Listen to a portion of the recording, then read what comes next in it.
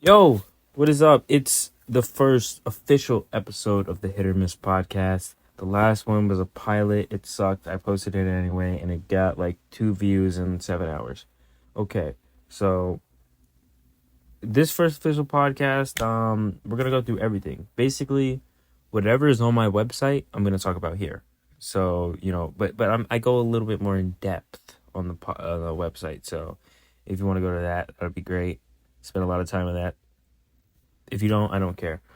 Okay, so let's just get right into it. Just dive right into it. Let's go to pro boxing first. Um, Manny Pacquiao is thinking about a comeback fight against Mario Barrios. What do I think about this? I think Pacquiao's a legend, obviously. I would love to see him back in the ring. He hasn't fought since 2021, where he fought Ugas. It's been that long, been 3 years. The article does say that they're pretty far away in negotiations. They don't have a location. They don't have anything really set up yet. But I would want to see this fight. It's kind of a dangerous fight for Pacquiao. 20 what how old is Mario Barrios? Like 20 something, 20 late 20s. Pacquiao's like 45. So that could be a challenge. Could be a big challenge. But I'd like to see Pacquiao back in the ring. There was talks about a Floyd Mayweather exhibition a few years back. I think that probably fell through when the Pacquiao did whatever he did. But I'd just like to see him in the ring again. It's been a while. This fight should probably be his last fight, if we're being honest. But yeah, we don't even know if it's gonna happen yet. It most likely won't. But I would like to see that.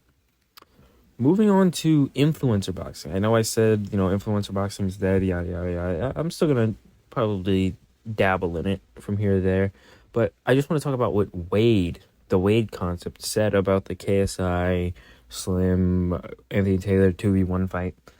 He basically said exactly what I said on the podcast, which came out yesterday, but I recorded a few days ago, and this is gonna be come out later this week. But basically said exactly what I said, just not the same way.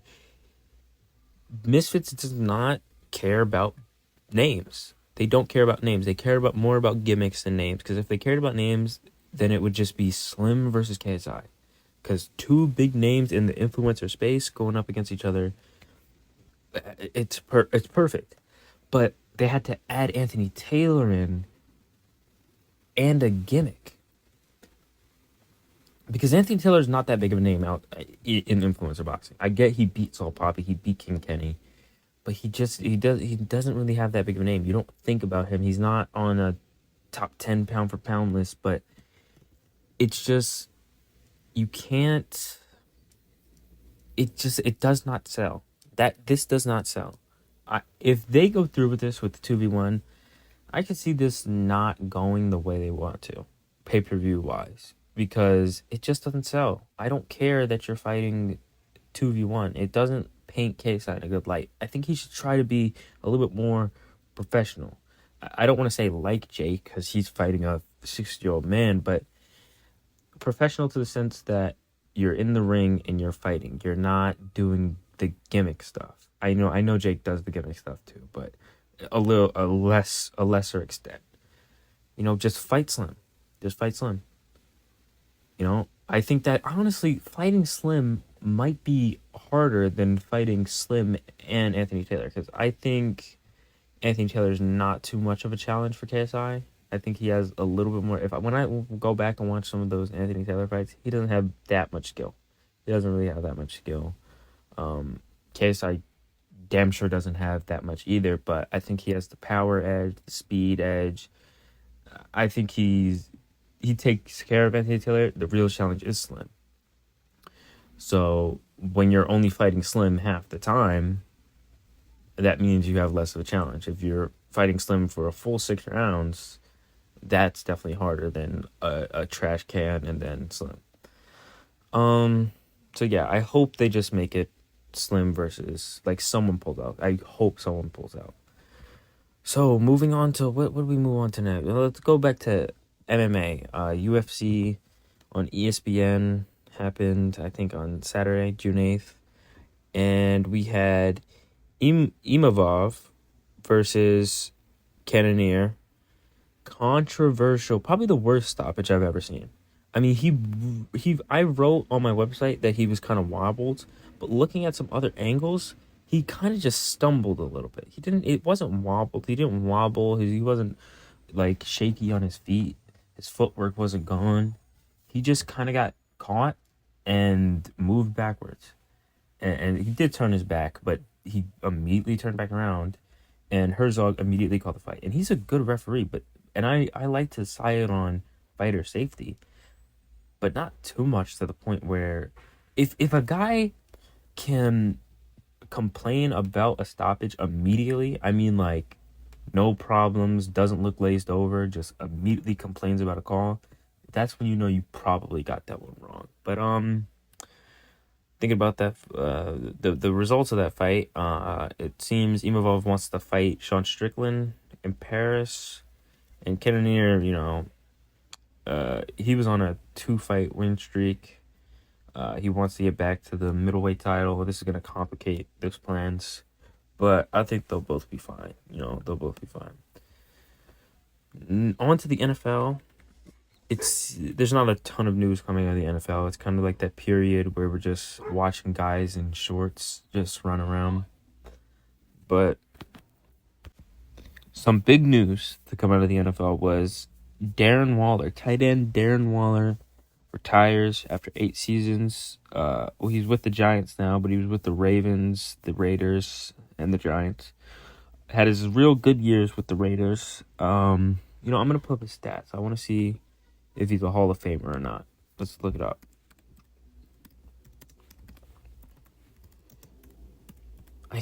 You would think he would be. He had a really nice couple of years with the Raiders. He played for the Raiders for 6 years. That was kind of the bulk of his career. He only made 1 Pro Bowl, no All Pros. Let's look at his yardage. I mean, he's had some good years. First year with the Raiders, only 75 yards, but he only got 6 targets, so not bad on 6 targets. Second year, he played all 16 games and had 1,100 yards for 3 touchdowns. Pretty good. That's like best tight end material. And then he had an even better season the year after. Had about 45 more yards and 6 more touchdowns. The year after that, he kind of went down, but for a tight end, this is not bad. He had 600 yards and 2 touchdowns. That's middle of the road for a tight end. Yeah, he's not a good Hall of Famer. I don't know what I was thinking. 1 Pro Bowl, no All Pros. 2 great seasons and 1 good season. Yeah, that's not a Hall of Famer. But good career nonetheless. Great inspiration. Drug addict, came back from that. I'm happy for him. Good career, solid career, something to be proud of. Sorry. Moving on to the NBA. We're going to talk about the finals. Game 2 just happened. The Mavs lost by 7 points. Leading scorer in the entire game, I think, or not in the entire game. In the entire game, it was Luka. But for the Celtics, Drew Holiday had 26. And that's pretty much almost all because of Jason Tatum. He's been great. And I know if they win, the Tatum haters are just going to say, oh, Mickey Mouse ring. He got carried by Drew Holiday and Jaylen Brown and Derek White.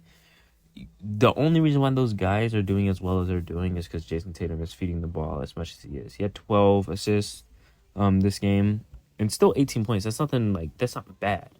That's not bad, especially if you have 12 assists and 9 rebounds.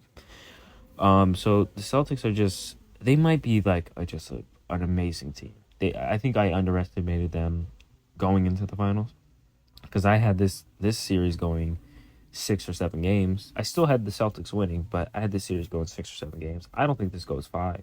This could just be, 4 and done, just sweep and done. It damn sure doesn't go 6. I'm pretty sure it's not going to go 6, and it's never going 7. I think the the earth will explode and all the babies will turn into monsters before this series goes 7. So the Celtics are just really good. They're just probably one of the best. Can I say they're one of the best finals teams ever?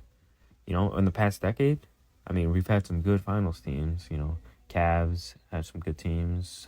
Warriors had some good teams, but this is a good ass team, man. And they work so well together as a team.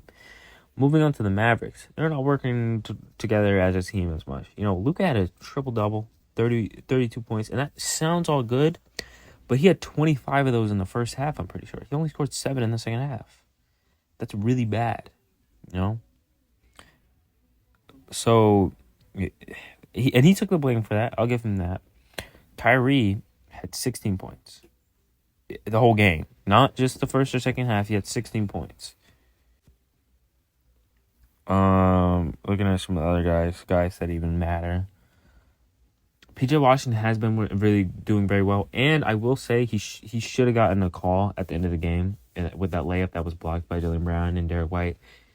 Jaylen Brown clearly pushed him in the back. That should have been a foul call. They should have got 2 free throws, and the game would have been cut down to 3. So maybe they would have took game 2, but no, they didn't get the foul call, and I don't think they would have. He probably would have made the free throws, but I don't know if they would have won the game off that. They're still down 3. And Celtics still had the ball, and there was only like 30 seconds left. So, I already said where I see this series going. I don't see it going more than 5 games. The Celtics could go down as one of the better teams in the past decade to win the finals, because I think they will. I think Jason Tatum gets his first ring. The Celtics go a little bit above the Lakers, and everyone's happy. Actually, everyone's mad. No one likes the Celtics. Every single person. I've seen so many polls. Like almost every poll, more people had the Mavs winning, even though we all knew. Everyone knew that the Celtics were the better team and probably were going to get it done in 6 or less. Just no one wants the Celtics to win, and I get it. Moving on to the MLB, there isn't much. There is a lot to talk about, but I'm not going like game by game. The MLB player poll just came out, and I just want to talk about they what was I just about to say? I lost it. They voted on the best player in the entire league, and Ohtani won it. Of course, who is surprised? I just want to bring up, I think this guy might be the best baseball player of all time. I didn't say greatest, I mean best. The best baseball player of all time that's who he is. Now, he hasn't really won anything, so he can't be the greatest, but he can be the best. He can be the GOAT, but he can't be the GOAT. Like, Patrick Mahomes is the best quarterback of all time. He's the most skilled quarterback of all time. He's the best. The greatest is Tom Brady. That's the distinction. There's a GOAT and there's a GOAT. And you can be both the GOAT and the GOAT. I think LeBron is both the GOAT and the GOAT. So, yeah, not mutually exclusive, but usually it is. Moving on to some spring football, some UFL action we got this weekend, some playoff games. The St. Louis Battlehawks got knocked out on their home field in front of 30,000 of their fans. Got knocked out by San Antonio. The score was 25-15, and the only reason why St. Louis was even in it is because their defense scored a touchdown. They got shut down all night. All night they got shut down. If their defense didn't pick up that fumble and take it in for the touchdown, it would have been probably 25-9. But they just got shut down, and I think a lot of it had to do with the play calling. Some of these plays that they were calling were really bad. Like, really bad. Like, throwing it on 3rd and 1. Like, why? You might as well just run for it. And then they threw it again or something. Running it on 2nd and long, on like 2nd and 12. I get why you do that. You don't want to get caught in a situation where you're in a bad field position. But at the same time, you've been down in the game all night. So you have to start taking a few shots. You have to start being a little bit aggressive. But San Antonio had 410 yards of total offense. I mean, they just ran the ball well. They threw the ball well. They had big plays. It was they had 213 rushing yards. It was over before it even started, man. You could just tell even in the first quarter it was over. But San Antonio is gonna face Birmingham in the championship, and it's in St. Louis. I wonder how many people are gonna show up to that because their team got knocked out. I wonder how much they are gonna like that. I'm inclined to pick Birmingham to win the championship. I feel like they're the more well-rounded team. But after seeing this game, I'm not sure. The Birmingham was down a while, and they had to switch quarterbacks, and that's the only really real reason why they won. But the San Antonio might be the more explosive team. Moving on to some more football, but college football, we have something I just want to talk about that I just found crazy. Cam McCormick. I don't know if you know that name. I think Flamelo Raps made a video about him a while back. He's going into his 9th year of college, and he is 26 years old. He's 26 years old, according to Google. He was born April 2nd, 1998. Yeah, that's 26 years old. And he is on his 9th college year. I'm trying to get back to the website. 9th college year. That is just insane to me.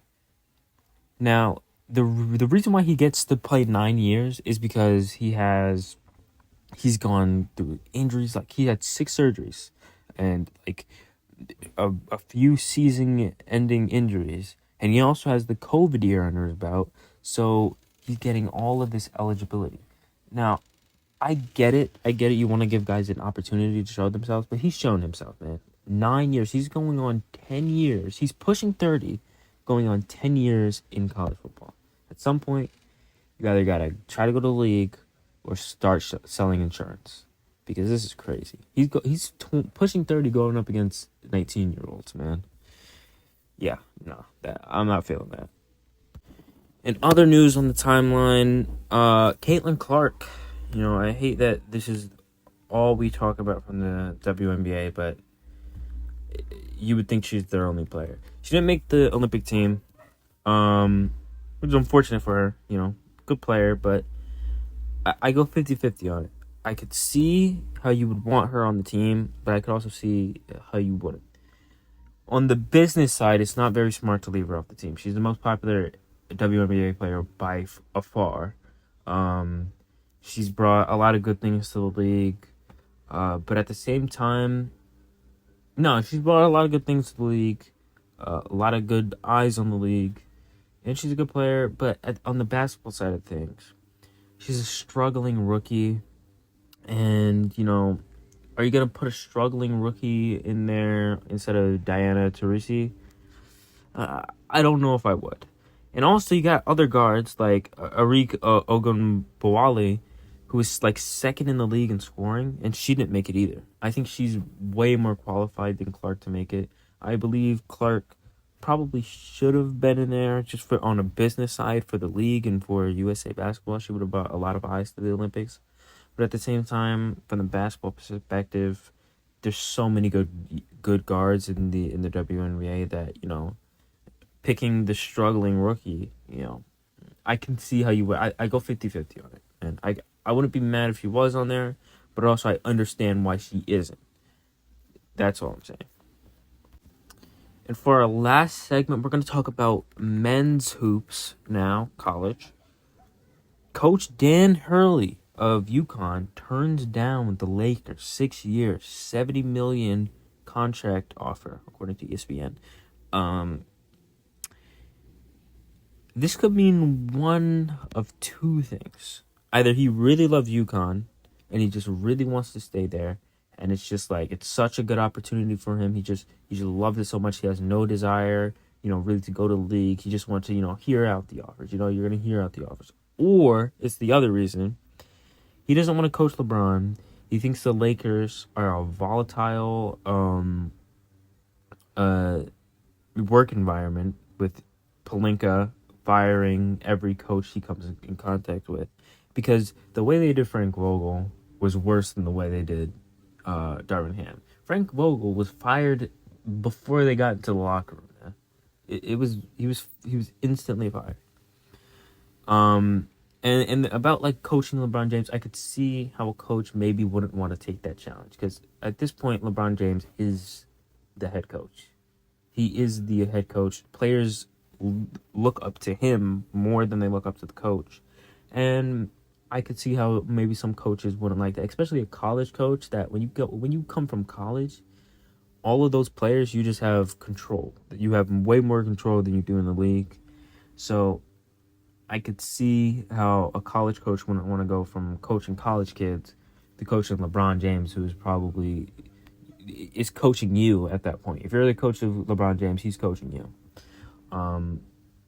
But does that mean, so they're probably gonna hire JJ Redick at this point? But does that mean that do coaches see the Lakers as so bad that they would take a $40 million pay cut, because he's making 6 years, $32 million at UConn?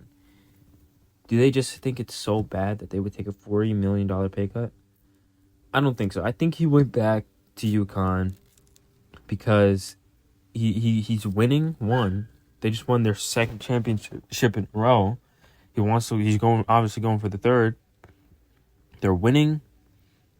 He's a great coach, a great college coach, and he probably just likes UConn. I don't think it's really anything more than that, but it could be. You never know. All right, that's gonna do it for the podcast, the first official episode today.